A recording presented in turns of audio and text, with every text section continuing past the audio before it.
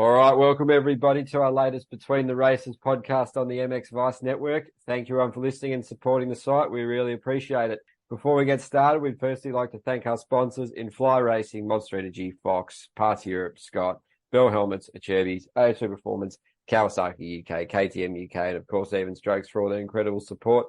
As without them, none of this would be possible. All right, for this episode, we have an interview with special guest and exciting young German rider, Max Spies, back on the podcast again. How's life? And thanks for joining us after a long, successful and pretty crazy season of racing, MXGP and the ADAC, mate. Thanks a lot. Thanks a lot. Yeah, mate, it's been a busy one for you. You had some stretches where you're doing like 12 races in a row and ADAC, MXGP, just so much going on, mate. So have you enjoyed having a little break and a reset and sort of recalibrate the focus ahead of 2024, which should be another big one? Obviously signed the extension with your team, KTM Cossack. So congratulations on that too. Thanks a lot. Yeah, I mean, I'm already pumped for the next season, but I need to take a break from my body. Like, it was a very long season, and I had a lot of races. There were more races this season like I ever had. It's like a crazy feeling. You feel mentally, you feel good, but like especially in the last GPs, I was feeling that I'm not 100% anymore. So I was riding, but I was not riding like how I should. So it was a little bit up and down in the last races, but still, it was such a good rookie season for me. Unbelievable. I wasn't thinking that I would have been so good, but yeah, I made good steps, and in the end, we are happy with the progress. So we know what to do in the winter and where we can go next season.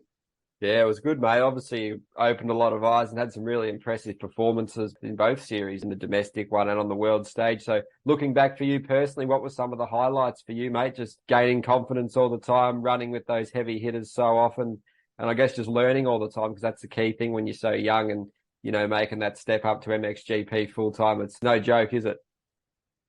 Yeah, sure. And the beginning of the season, I remember the first GP in Rio Lazado. I was like uh, a little bit confused about racing with all the favorite riders I have. But in the end, I scored points like almost every race this season. And when you see like the progress I've made till Lockheed already, like in Frauenfeld, I almost raced into the top 15. That was like incredible for me, incredible feeling.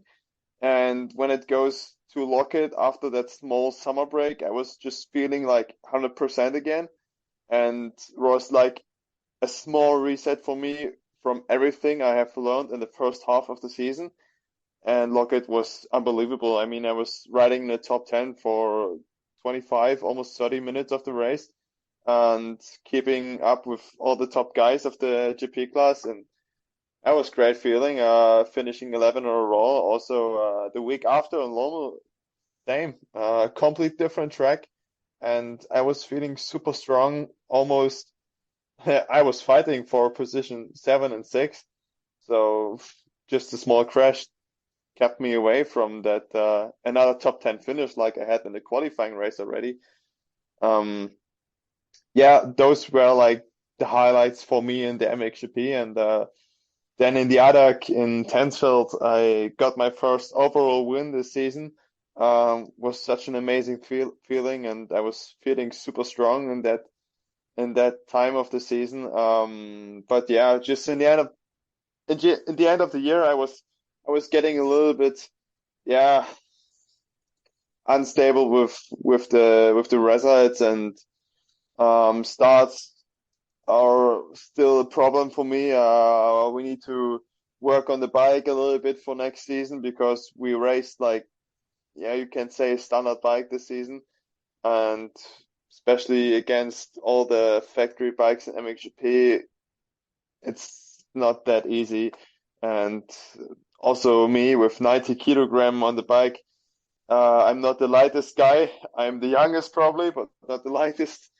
Uh, that's another problem we have, but we are working on this, and this is probably the only uh, disadvantage I had this season in my eyes, because I think a lot of people already see that when I have a good start, everything is possible for me, that I can go for that top 10 result, and there's no problem for me, because when I'm there in the start, I just ride with them and have my flow.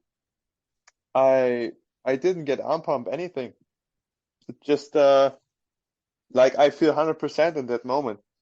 But when you're in like 20, 25 position in the start, it's not really possible to go much further to the front than maybe 15 in the end. That's a big problem we have. Yeah, it's pretty hard. Even you talk to guys like Ferrato and Guadagnini, and they say if they're outside the top 10 on those starts, it's almost impossible to get back in there because the level's so high. They're so fast. And Yeah, like you said with the starts, mate, if you were Prado's size and weight and had that factory gas under you, you'd probably be able to get a few more starts, but it's something you're working on, and it's pretty cool. Obviously, 2024, you're sort of making changes in preparation in terms of your program. Moving to Belgium in the winter is going to be pretty cool, mate, to get that base, to get where all that hard work starts. A lot of suffering, I'm sure, is coming your way, mate, to build the fitness for the season, as there's really no time to train during the season with your schedule, especially. It's brutal, mate. So how excited are you for that? And I guess good on you, mate, because you obviously felt that was a necessary step to be around those tracks and in that environment and just in the right place to elevate even further. yeah, I'm feeling very confident with this. Like this season, I changed a lot in my head, like especially yeah, mental. I got much stronger than before, and I just feel 100% right about that step to go to Lommel, to train with Nagel again, and just being there in that spot with all the top riders we have here in Europe. Um, it's like I can do the next step, and I want to do the next step. I'm very pumped for this. I want to work on me. Um, yeah, we will see what I can get out of myself over the winter. It's not gonna be easy, but I'm in it. I want to do it, and I see my chance to run that top 10 next season again. And um, yeah, it's not gonna be easy, but at least I can try. No, mate, that's the best you can. Yeah, there's definitely an upward trajectory going on in your career. I remember last time you were saying you were getting lapped in EMX 250, and then, you fast forward to now top 10s in MXGP. It's pretty Yeah. incredible progression, mate. So I guess for any fans that, they want to be riders or kids learning, if you put the work in and you're willing to suffer and sacrifice, you can achieve great things, mate, can't you? True, like winter in Belgium is not easy. Like I think everyone knows who's living there or was there in the winter. We will have like temperatures around 0 degrees, riding like every day, almost every day in the week. Like last winter, I was preparing my bike to 80% alone, also when I was in Lommel. And this is another thing for the next season. I will have a practice mechanic. Like finally, I will have a practice mechanic, and then I can focus a lot more on my training and yeah, to get stronger. I want to get stronger, and then we will see if I can ride like in Lommel on every track. Like when you see or the people who saw me in the GP in Lommel, I was like myself. I was riding 100% myself, and this is what I need on every race. Not gonna be easy to have this on every race because there's always a bad weekend sometime. Um, but at least we can try to get it 100% on every weekend. No, it'll be cool. Obviously, really happy in the team, the framework, the environment's really cool there. And they obviously Yeah. show a lot of trust and faith and belief in what you're doing, mate, and how you're going. I guess so that was probably a key decision in staying on, mate, because I'm sure you would have had a few offers from other teams, but I guess sticking with the tried, trusted, and proven's a good formula for you, isn't it?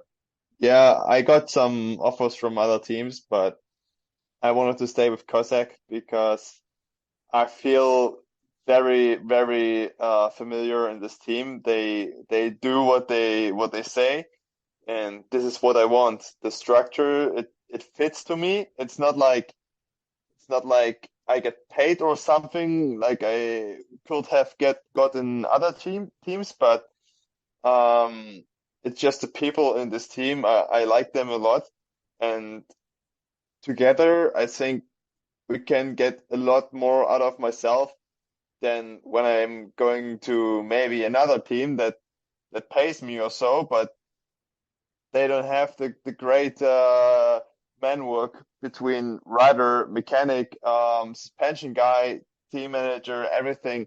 It needs to fit, and with Cossack, it's just fitting. And now when I work on my winter and practice everything, then I can do the next step, and that's the plan right now. Yeah, awesome, mate. It's good to hear. Definitely exciting to see how things play out in 24. And obviously, is the schedule going to be the same for you, ADAC and European MXGP rounds? Obviously, your team released a press announcement, you and Tom Cock and all that kind of stuff. So how's it going to be, mate? Have you got any off-season races planned, anything like this? And I know you had one on America at some point in the future. So obviously, your Supercross skills are actually pretty good. Obviously, you're a bigger guy, got a lot of bike skill, very good on a mountain bike as well. So you got the talent there, mate. So you can sort of get through those obstacles. So that's obviously a thing maybe for the future, but how's it shaping up for 24, mate? I think people who know me knows that I'm a guy I need action. And so this weekend I'm racing a downhill race. Last weekend I was riding enduro. The weekend before I was practicing Supercross. So what's gonna happen next weekend? We don't know. We don't know. Right now, I do something different every week, and this is what I want to do. I want to have fun. I want to go free ride. I want to meet my friends again on the track, until the preseason is starting again, and the practice will go like 120% of my life. What is Yeah. any holidays planned, mate? Anything like that? Or are you just going to keep working, keep riding for fun? Because it's going to be brutal when that preseason starts. And when does it start for you? For me, it starts normally end of November. Right now, I'm practicing still a little bit because I cannot get off like 100%. It's so hard when you practice all year long. And then there was like 1 week after the season, I wasn't practicing. I feel so shit. I felt really, really bad. So yeah, my plans was like going to Porto or maybe to Barcelona for 1 week of holidays. Yeah, it didn't happen yet. Uh, there's still a lot of things to do, like meeting sponsors. Maybe I go to EICMA. Then everything I need to set up for Lommel. With my federation, there's a test where I need to go. Then there's the race bike testing in the next couple of days or the next week, what we need to do. So yeah, I will see when I have 1 week free. And right now I'm just using the good or quite good weather we still have here in Europe, and do what we can do. So when there's bad weather, like with snow, I still can go 1 week into the sun. So no stress.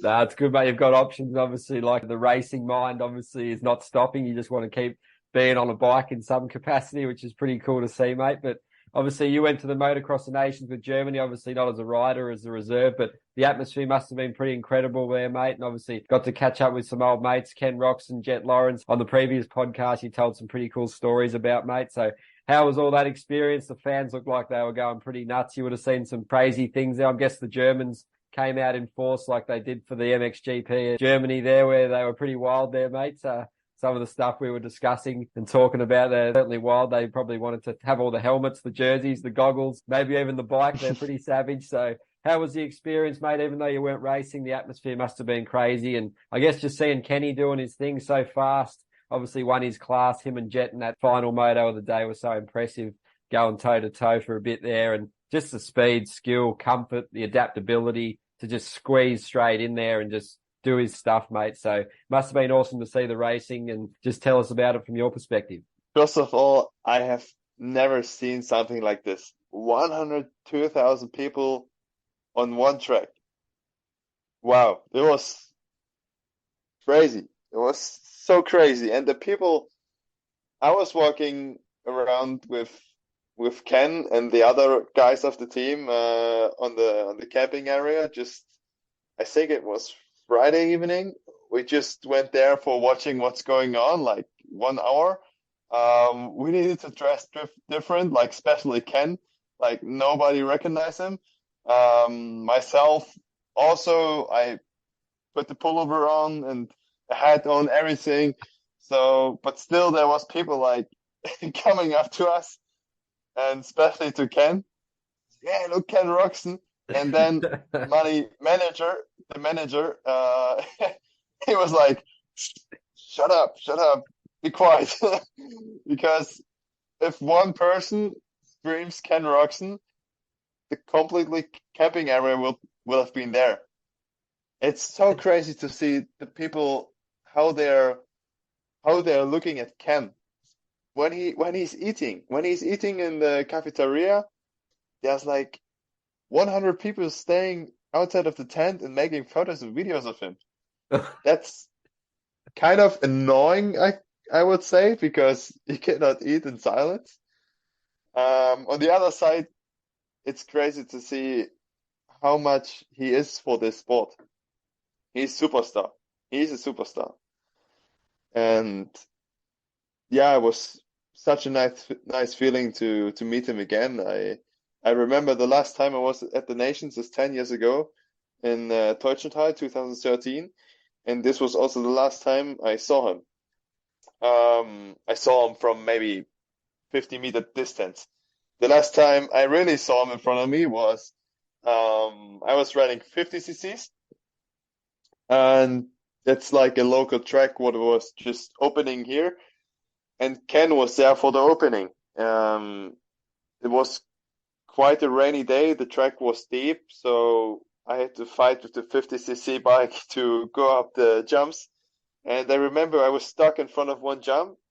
Kenny just laid his factory KTM on the side of the track and walked over to me.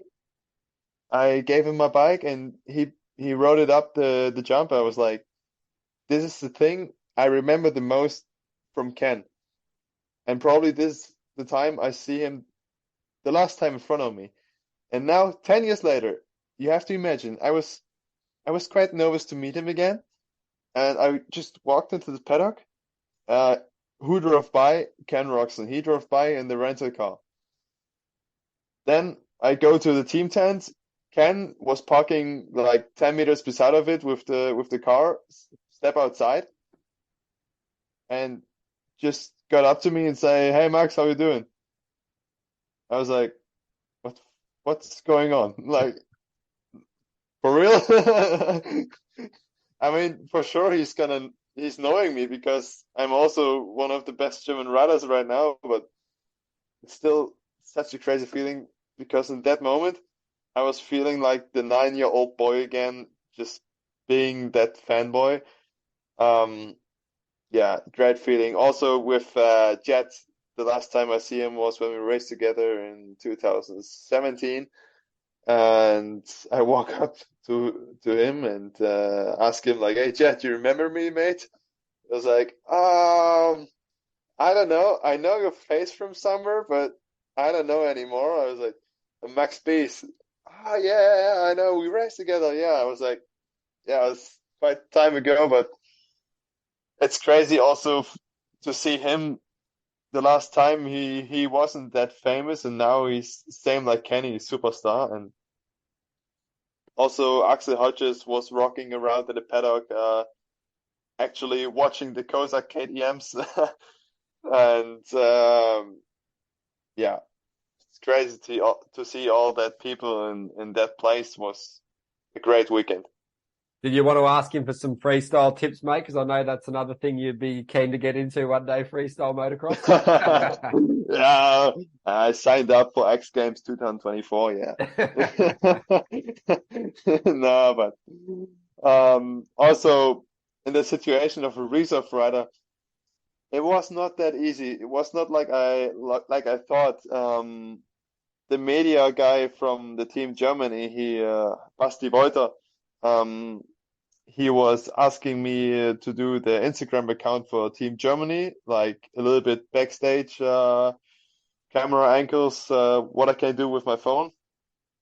And yeah, I did this on the weekend, but till the first gate drop, I wasn't even walking to the track because for me, it was so hard to believe. Okay, you're here, you have your bike here, you have your riding gear for the nations. I had full gear set from Shot Race Gear, then I had my Team Germany helmet. I had everything there. Um, and I was knowing, okay, you're not gonna ride, but I was there to learn how it's going with MXoN to maybe I need to race next year. So I already see what I need to do and what the strategy is. Um, so yeah, I learned a lot, but in the first moment, it wasn't easy for me to just walk at the track and see the others racing.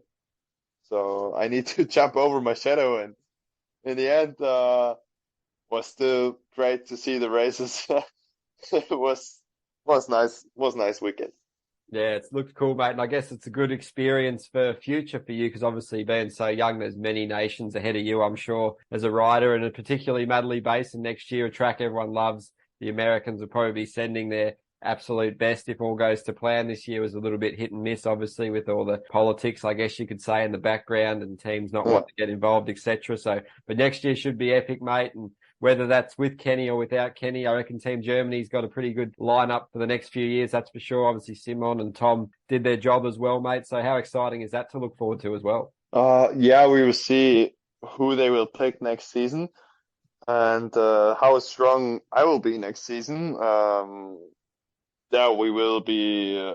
We have to wait for this. Also, for sure, I will be surprised again how strong I am or how Yeah. bad I am. Who knows? Who knows? I can be worse next season or I can be better. Who knows? So I think it's going in But an upward trajectory, mate. yeah, I'm really looking forward for the nations next season. It's a great event, and also the track in Medley, I like it a lot. This season, it was not like it was in the last or the past. It was super slick in some spots, like very dry. I think they was afraid of rain. So it is a wide track, but it still wasn't that easy to pass riders. Mm. And the start was still very, very important. But in the end, I did some strong motos. I finished 18 in the first one, what wasn't that great. And second moto, I finished 16th. That was okay again and was quite a solid end of the season. Yeah, but we will see what's happening next year. And if I will be on the Team Germany, I would be very pumped for this. So who All knows? the best. Always something good to work towards as well. And I know that probably won't be the case, but is there any chance you might sneak and do a few flyaway around Argentina or something like that? Is that on the cards, mate, or just strictly keeping it Europe? The problem is situation right now in Germany is quite complicated with the financial. Like money, money is a big factor of everything of in racing right now in Europe. So my team have decided to just race the European races, also because of the numbers of the races we did this season already with the ADAC, because ADAC also have 8 races in the championship, and GP next season will be 16 races, only the European races, 16 Yeah. races. So then you need to add the preseason races also, and maybe like 1 or 2 national German championship races. Uh, I need to race because the team wanted. Um, it's going to be too much if you do the overseas Mm. also. Then I will be never home again. And next season, I also looking forward to be on the top of the ADAC championship. So first of all, I want to do the podium in the ADAC, and then we can look for the complete season of MXGP. Another thing, what is right now, I just said money is a big factor, but another thing I want to do is racing pro motocross, like at least one race next season, because this is a dream for me since I was a kid. And right now I'm so close to it because I just met some Americans at the MXoN, like some people who know me and I know them too. I think you know him also, Kellen from Saudi Systems. Yeah. Yeah. I just met him in the pit lane. I was like, hey, how you doing? It was, oh, Max, hey. And he also said, like, with the speed I have shown this season, for sure I can do a top 10 in the US nationals as well. So for the future, I need to start racing in the US as well. At least, like I said, one race because I need to get seen. And then maybe teams and everything get to know me and like, oh, this is also quite a good rider. Maybe I get a contract then for the future. This will be like the best thing could happen for me. So yeah, we will see. Right now the calendars are all out from MXGP, Pro Motocross, and ADAC, but till the season is starting, for sure there's a lot of changes in. So we need to wait and see what date is free. But for sure, if there's like one weekend I can go there, I will try it and try to find another sponsor maybe in Germany or someone in the US who support me to make that step. Maybe someone hears this right now here at the podcast. Yeah, mate, if anyone's interested, Yeah. just feel free to get in touch with Max or us because, you know, you see a lot of cool stories, you know, come from people listening to podcasts wanting to help. Obviously, Lars Van Berkel got some really cool help when he went to race. And you see guys like Kulis and Boutron and Lacurcio all doing great things over there with some levels of support coming from various areas, mate. So that'd definitely be something hopefully that comes your way because, yeah, fulfilling a dream is pretty amazing, mate. And just to get in a race, Jett Lawrence and these kind of guys again, you know, Tomac, Sexton, Barsha, Anderson, AC, AP, Christian, Craig, Mookie. It's a cool prospect, isn't it, mate? And I guess back to the MXGP calendar as well. Which rounds in you circled as your favorite as well? In America or in Europe? Oh, both. Thoughts on the calendars, mate. What are some of the things you've highlighted as something on the particular date that's going to be really exciting for you? I mean, Lommel, I'm looking forward for sure, because this was one of the best races I did this season. Then the GP of Germany, where all the fans are there. This is a different feeling. And like Matterley, it's MXoN, but still Matterley is like the best track we have for me in Europe. Everyone who was racing there this season was like, finally we have a track that is on the level of MXGP. Like, finally. We had so many tracks and so many of them felt like this is just a regional racetrack. Like, this is not that level what we are racing at.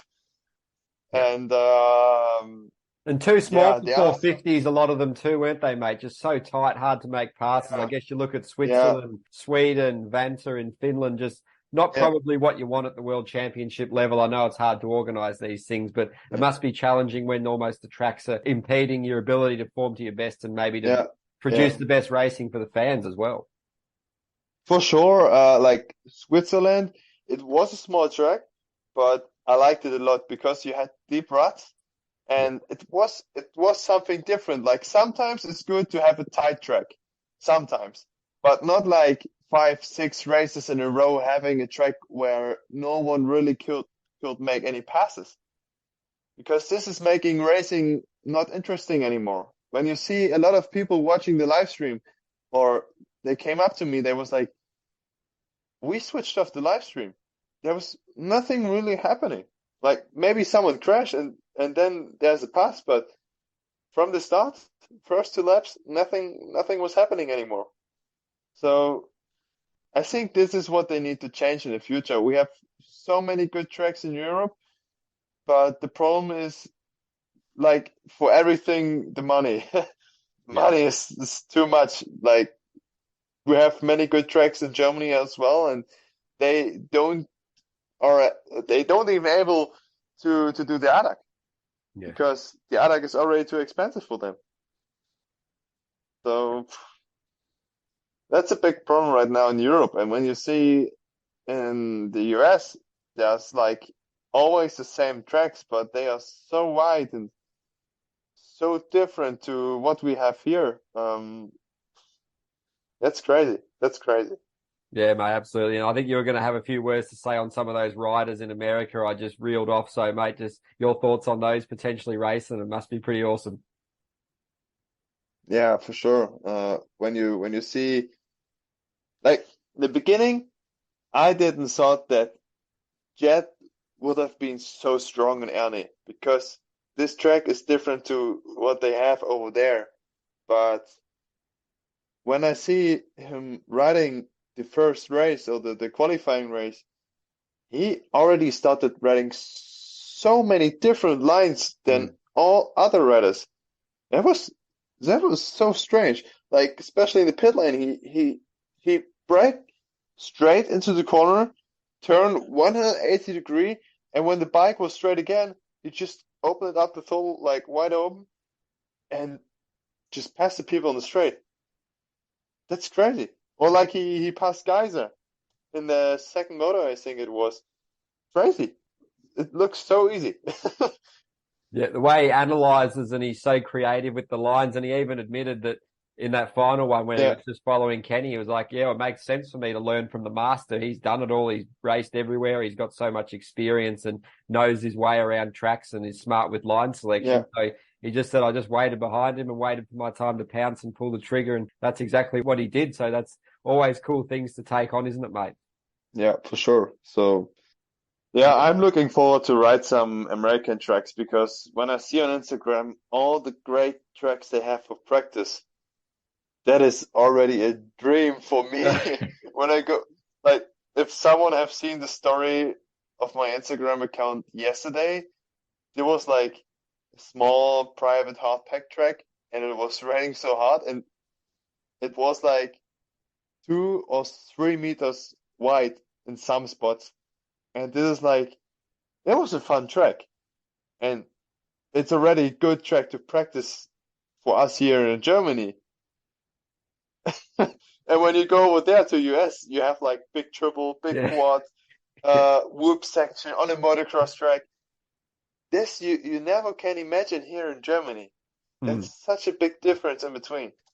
Yeah, so much room over there, so many opportunities, and everywhere all over the Yeah, country. There's so many things you can train at. I guess it'd yeah, be cool just to do like a preseason trip to Florida and hit up all those tracks, mate. It'd be so cool. Maybe go to the dog pound with the Lawrence brothers. Imagine just doing stuff yeah, like that. yeah. Just really eye-opening, mate. And I know that you wanted to, touch on some of the. Did you end up doing that photo shoot we discussed last time we shot, where you were going to do some two-stroke stuff, do some whips and scrubs? Was that in the plans? Has that happened yet? And how was the idea you were going to do a Madley based on a two-stroke, the MXGP? That one didn't quite come together, but nonetheless a cool option, and it brings a little bit of fun and fan engagement to the series and just in general, because people love all the two strokes. You see all these veterans races. People love all that nostalgic sort of stuff, anything to do with old motocross. So really kicks the memories, mate. So there's obviously maybe some few plans for stuff like that, even if it's just for a bit of fun or some advertising, whatever. For sure. There was like one photo shoot we did on the Supercross track 2 weeks ago with the two-stroke. I'm also going to produce a vlog with this. It's I'm working on it. Let's say I'm working on it. I already post like one short reel of the whoops. It was on Kenny's track actually at the home of Kenny, and yeah, it was quite. The people liked it. The people liked it. We got like I think almost 2,000 likes on it. That's okay. That's good. and a lot of views. So for sure in the off season now I'm going to ride the two-stroke a little bit more, and something I also want to do is like being different from that normal racer, how you know it from Europe. Like all the people, all the pro racers we have here are like very focused. I'm also very focused, but they are only doing this, like only motocross. But I'm a guy, I like to do enduro. I I like to go free riding. I do motocross. I do mountain bike races. I try to do everything. So motocross is the main program for sure, but also like producing maybe an old school motocross video, like I already told you. Um, I doesn't had the time this season. Also with my two stroke, there was like one weekend where I should have done it, but the bike wasn't ready because the decals wasn't there. Um, but still, I'm looking forward to do a like old motocross video, like you know it from the Crusty Demons or like old Pastrana movie, Yeah. something like this. Maybe I'm not doing a backflip, but like Knack Knack or like a Superman again, That's something awesome, like man. this. And It's cool to keep it fun, isn't it? You see guys like Guadagnini and Ferrato, they enjoy yeah, sort of yeah, being themselves and showing off their personalities. And I guess the sport really yeah, needs that. Definitely happens more in yeah. America. So bringing that to the fans is always good, mate. When you see in America, there are a lot more of riders that are showing their personality. Here in Europe, like you said, Mattia is doing it quite well. Um, so I want to do also to show off my personality. Like I remember yesterday, I was just road cycling, and in my area, we got like the old coal mining sand holes.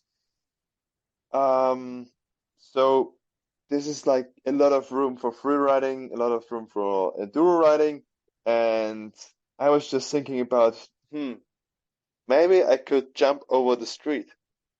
In the one spot, there was like it was looking like a perfect jumper rate to jump over the street. So yeah, we will see. I have some things in my head, but we will see if I can turn them into reality. But if it happen, well, this is gonna be the next step in Germany for sure for free riding. Yeah, it's cool, mate. Get amongst it. Obviously, it's tough to balance with you being a professional racer and you don't really want to get injured doing something like that, do you? Uh, I mean, injuries, most of the time you get injured at races Yeah. for me. Practice crashes, yeah, there are some. You can also get injured in practice, but I think when you're a very, very good rider and you know what to do with your bike and everything, then when you're doing jumps like this that are planned well and you make sure the landing is good, the takeoff is good, so what can go wrong, you know? There's always a risk, and like everyone say, no risk, no fun. So you need Yeah, to send it. You need to send it. We it's a good are we are point. racers. We are racers, and every time we sit on the bike, we try to make something different and go even faster. And there's a reason why we do it. So Yeah, there's risk every time. Obviously some people say maybe you guys ride too much. That kind of where you get your confidence and where you feel comfortable by doing the repetition, doing the laps, practicing. You hear a lot of guys even speaking to yeah, Jason yeah, Thomas. He was like, as yeah. a privateer, a lot of his career, he was saying, I just wanted to practice all the time to feel like I'm on top of my game. I'm doing the work. I've got my skills. I'm not sort of feeling out of touch with the bike. You always want to feel connected. So I guess it's part of a motocross. Every time you step on the bike, it's a risk, but you need to do the work to feel the most comfortable and to feel Yeah. like you're at the level you need to perform at, don't you? In the winter, there are weeks like you need to train also if you don't want to, Yeah. but also the next big thing is at training, you need to have fun. And for me, when I'm training hard, there are some days for sure where I'm not having that much fun. But in the end, I get better when I have fun. And this is what I try to do every day, trying to have fun on my bike. So I think this is a good, um, especially for young riders that are like maybe focused too much and making too much stress in their minds to get better. Just the problem is they don't have fun. Also, maybe with the parents, they try to make so much pressure sometimes. Mm. So the kid is not really himself anymore. And this is what I feel when I'm practicing and I'm feeling good on the bike. Then I'm doing much bigger steps, like when I'm practicing all week long without any break, and it gets worse from week to week, then you will not get better. So there are weeks where you practice hard, but there are also weeks where you need to have fun. Yeah. This is a Finding the big balance. thing. This is a big thing. What all the young talents or upcoming riders need to know. You need to have fun also. It's not always the business, you know?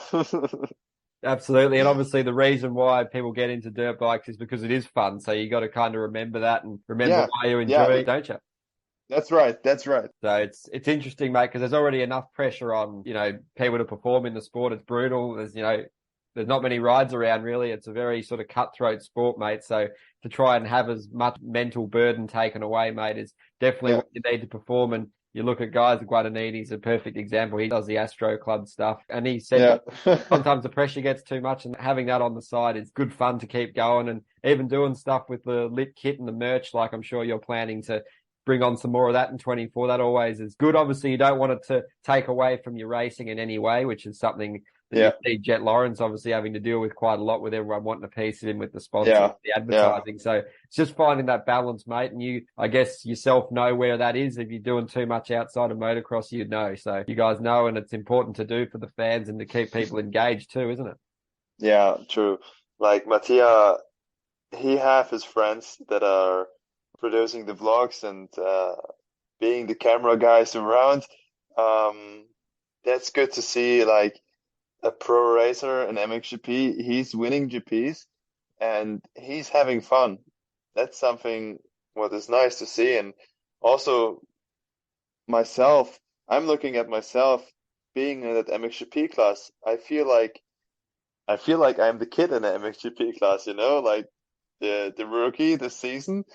And next year, yeah, I'm getting 20. Now I can start to feel old a little bit, but still I feel a little bit different in there than all or quite a lot of the other riders. Like I want to have fun.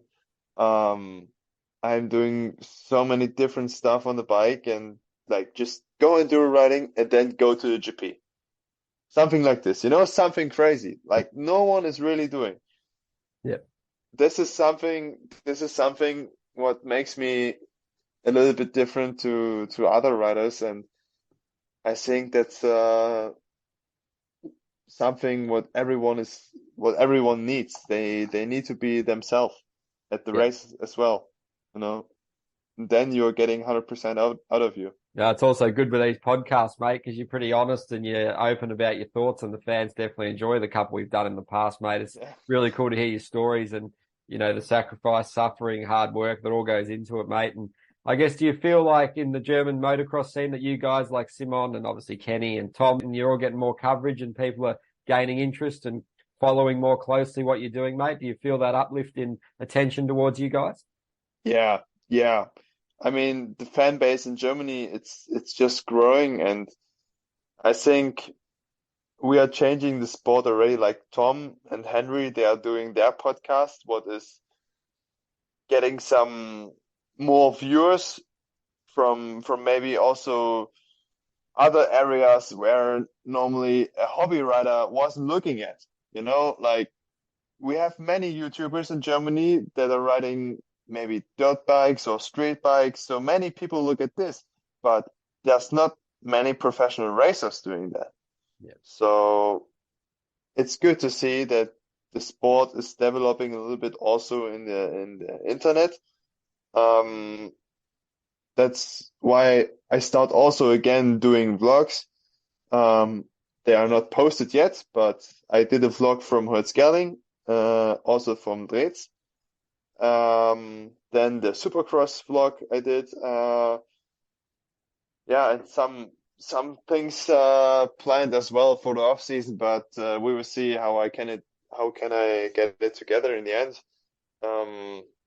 But yeah, for sure, it's about having fun all the time. Yeah, mate, and obviously that breeds confidence because you're enjoying what you're doing. So I guess what are your Yeah. aims for 2024, mate, in MXGP? Is sort of cracking that top 8 consistently, top 10? Is that what you're looking towards to start with, and just staying healthy and enjoying it? Staying healthy is one of the things I want to do. Yeah. I mean, this season I'm happy to make it like almost free from injuries. Like the broken ligaments I had in Spain, that was painful, but it wasn't a broken bone or so, you know. I had no broken bones this season. That is great. Also looking for this next season again. But in the end, I cannot change anything what is happening. So we will see we will see what happens. And yeah, first of all, I want to start with like top 15 again. That will be okay to do top 15. Top 20 is like, yeah, if you're having a bad day, like really, really bad day, or the bike is not working or so, then the top 20 is okay. So top 15 is kind of the main goal at every race. And then for sure, top 10 is going to be the big goal in the end. Yeah, it's going to be tough, mate. But yeah, I think you'll be ready Yeah. for it. And how many preseason races do you plan on doing? Do you going to do any of those Italian ones, this kind of stuff? Maybe come to the UK, Yeah. do one of those, mate. I'm sure the fans out here and the MXvice crew would like to see you there, mate. UK, I don't know because in the last seasons I always did the International Italian Championship. Mm. I'm looking forward to do this again because they are quite stable with the weather and also close to each other, like first week there, second week there, and then it's done. So this is quite the program I do every season, doing that two races. After we have the Winter Cup in Germany.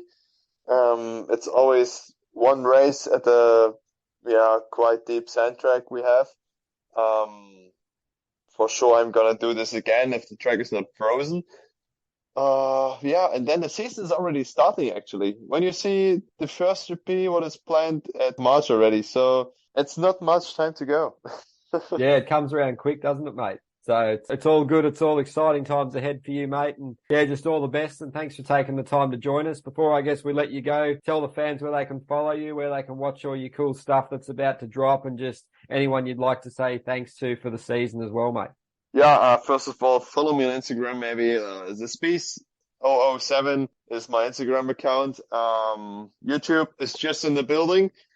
So we will see. I will get you updated on the Instagram. And then, yeah, thanks a lot for KTM Kozak, all the great stuff they have done this season. My both mechanics, Chris Schröder and Frank Schappert, they did an amazing job.